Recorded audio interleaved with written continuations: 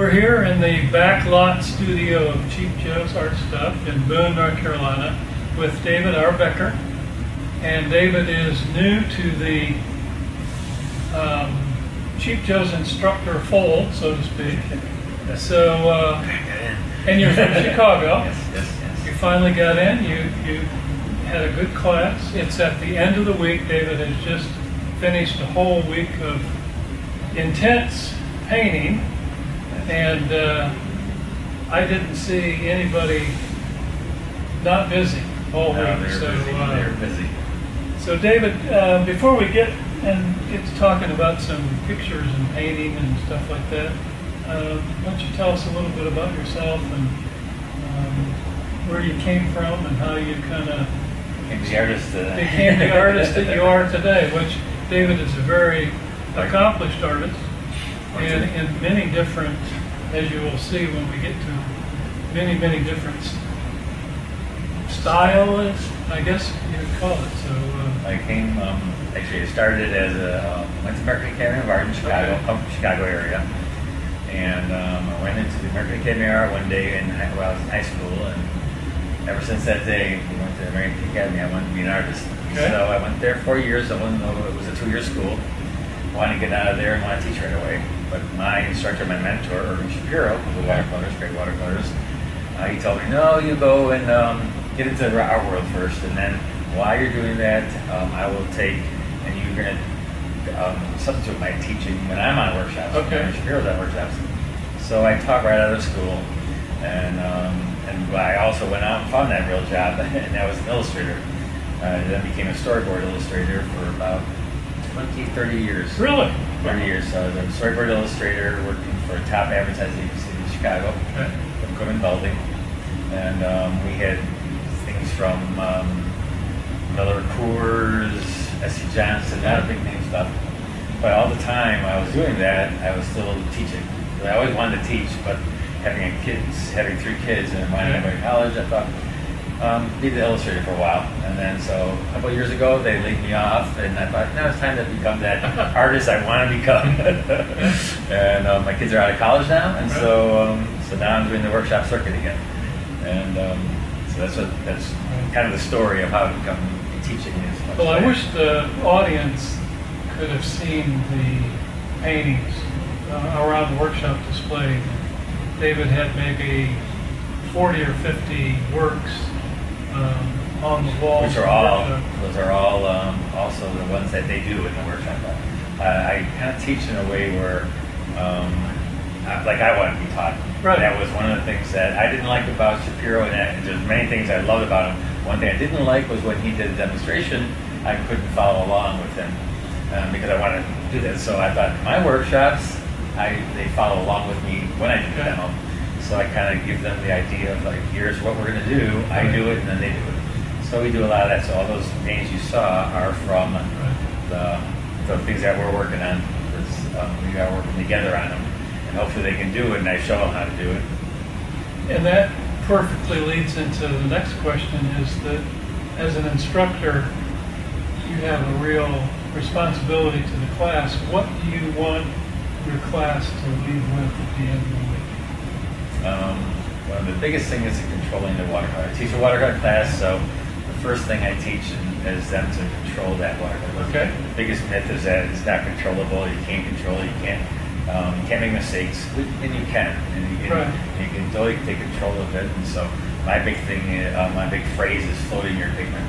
Okay. Float that pigment, and then once you get that idea, and I actually got that from a workshop I was doing at the time. And I told somebody, you gotta float that pigment, you gotta float it, and they got it. And then so I started just saying that phrase, and they got it. The fact that to float your pigment, you're controlling it, you're controlling on soft edge, hard edge. So that's what I want them to get out of it, so be able to control that watercolor to a T. And then they can do their own kind of style, because every style lends itself to floating your pigment. Right. So, backing up a little bit, you were an illustrator, and is that where you learned how to do people? And this is, David does a lot of people. It's an interpretation of people. Or an interpretation of people, but you can't not interpreted as being people. Yeah, so no, definitely. Is that kind of where you got that from, or a little bit? Yeah, definitely. And I teach a lot about trying to learn how to draw from your brain, right, and not so much from tracing a photograph or like looking at the photograph and then drawing. So this is just a way of doing an interpretation, or we're all impressionists, so it's an impression of people, and it's actually. This is an assignment that I can't tell you because it's a secret assignment that I have the students do. Right. And so if you want to see how we actually do that, you got to take the course. But it's kind of like a little secret I have that they don't actually know they're doing people at the time, but now they do. So, what would you call your style? That's the thing is I don't teach a style. Okay. I like to teach the fundamentals of watercolor. Okay. And I know a lot of people take certain teachers because of their style.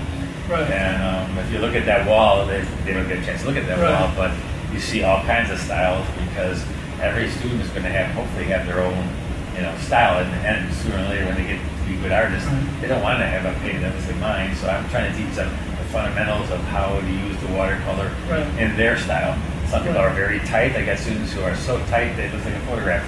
I've got students who are very loose and free. So. I don't teach style. I teach you how to use the watercolor to a way to interpret that in your style. And so I really work a lot on that because, yes, if they want to know how to do a certain style, I can show them a little parts of that. But you're all going to start out, you need to know how to float your pigment. You need to know how to do a wet wash, a soft edge, a hard edge. So, so I teach them pretty much fundamentals of watercolor. Okay. So, I lost my train of thought there for a minute. The styles are not as important as the watercolor to me as a teacher. As a teacher, I try to teach the need. Right. This is one of your lessons too, isn't it? Yeah, that was a lesson we did. And where is this? Somewhere in Europe. I just got back from a trip in workshop in Europe. And so it's either probably somewhere in Salzburg or. It looks like a European car. Yeah, it's very European. With that big window in the back. Yeah. I kind of turned it into a Beetle, but it was pretty much. Okay. I probably hitchhiked. I think what I was trying to remember was I took pictures of all of your stuff, and maybe at the end of this video we can have the video guy float those pictures in so people can get a real idea of what your class looks like. Yeah. We did a lot of fall season because we did. I kind of make it to the area that I'm teaching it to. Right. Here we're in Boone, North Carolina this week, and we're here in fall. And so we went with a fall picture, and this is another different.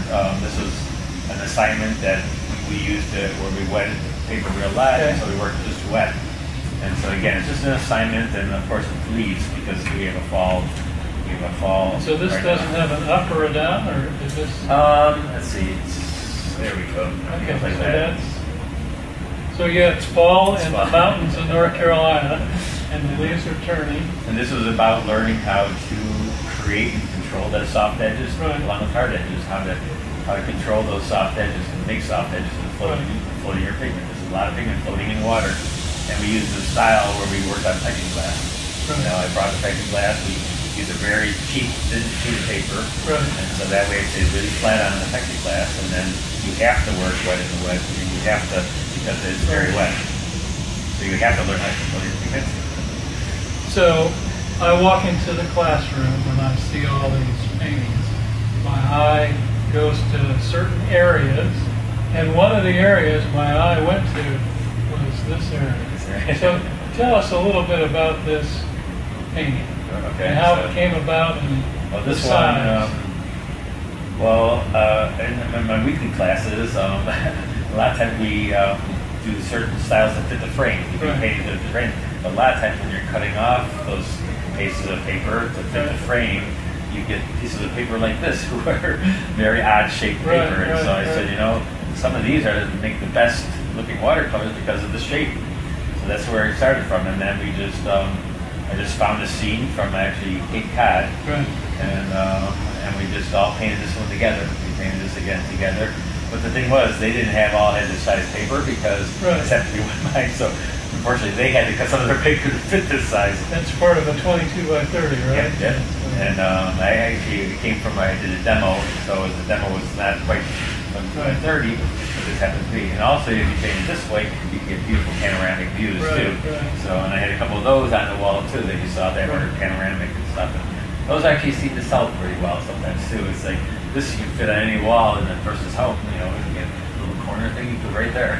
Now it would cost a little more to frame, but you know, it's kind of a neat way of using up that paper that you know to do with. So obviously part of your technique is not overworking areas. You know, I try to keep it, try to get the big parts done first. Right. You know, always work those big areas first. And then you get down to the detail. And we were really big into that when it comes to, when I teach, I talk about big patterns, and big lesson art patterns and stuff. And my instructor always, we made me to do value sketches before we even went into watercolor. But I don't kind of do that. I bring the photos usually to the class because we don't have time to go over a lot of that drawing-wise. Drawing-wise, I cannot teach people in a week how to draw. And though I am doing my best to show them what they need to do to be a good drawer. Right. Work from your imagination, work from your head, work from your memory. So you do how many workshops a year? Now since I stopped doing the storyboarding, and that was about 3 years ago that they let me go, but actually I'm so thankful because now I have time to do all these workshops, and I do maybe 6 or 7 a year. Really? Big ones. That's not big ones. Some instructors are doing 20 or 22. Yeah, I don't do quite that many. Trying to cut back. And, so I do about 7, not one a month usually, and I do certain ones that I do every year. And now hopefully I can do another teach-outs, which I heard I am doing another teach-outs. So well, you'll be back in 2019. 2019. We always plan at least 2 years ahead, and that gives people time to. Yeah. I mean, I think that you'd probably want to know 6 months, 7 months ahead of a workshop. I'm going to take it and save up my money. It's well worth taking a workshop because what you get from your individual. I saw you were with people at their tables and the individual instruction. You don't get that on a DVD. You don't get that on YouTube. No, not at all. So part of what we're trying to do is introduce you to our mass audience. So I guess the last question would be, I don't know you. Why would I want to take a David R. Becker class? Because the title of my workshop is the most important watercolor workshop you will ever take. That's the title of it. Actually, I do they actually have you. Are you working for beginners or are you working for professionals? Right. You know, they have that in your workshops here. And I'm pretty much beginner to intermediate, more or less, and that was those people. But I really do take you through everything that you need to know about watercolor in general, and watercolor everything. From the very first day where we're sitting there and working how to control it to the very last where I'm letting you do your work and I'm going to explain to you what you should do on your work. Right. This last day, today was the last day, and I gave them a chance to come up with their work and show me what they do, and then I can sit there and say, okay, now you still need to do this on your work. Right. So that's help them take it to the next level. Yeah, because I'm not going to be there for them all the time, so I say, once I'm gone from here, can you still do this? You know, are you still going to do this? And so pretty much I take you through the whole range of watercolor. Well, obviously your students were impressed because I was talking to one of your students in the back of the class, and she said, "You've got to bring David back." And I went, okay.